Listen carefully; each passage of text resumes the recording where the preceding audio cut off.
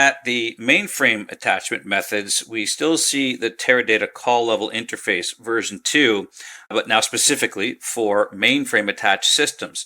So it's still a collection of callable service routines, and it still provides the interface between the application and the Teradata Director Program, or TDP, on an IBM client.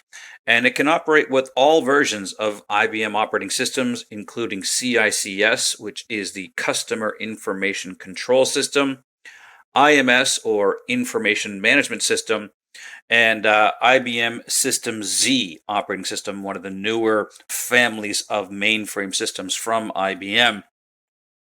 So the CLI version 2 for your mainframe attached systems, again, communicates using the Teradata Director Program, or TDP. Now note, this is not the MTDP that we saw previously, which was the micro Teradata program. This is now just TDP because we're not dealing with micro computing anymore. This is mainframe. So the mainframe attached system sends a request to the server, and it simply then provides the client application with the response from the server. That, in essence, is the function of the TDP.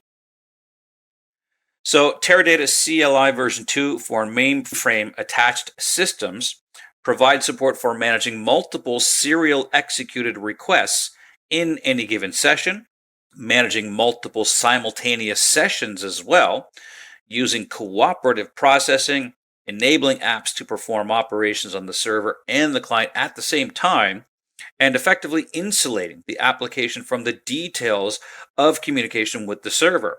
It really does not need to know any of the details in terms of what the communication is, as long as it can pass in its requests and receive the responses. Really, that's all we're concerned with. So the TDP, the Teradata Director Program, again executes on the same mainframe as the CLI version 2 for mainframe attached systems. And it's associated with just one logical server on the mainframe, but can have many running, and each can be accessed simultaneously by the CLI version 2 on the same mainframe.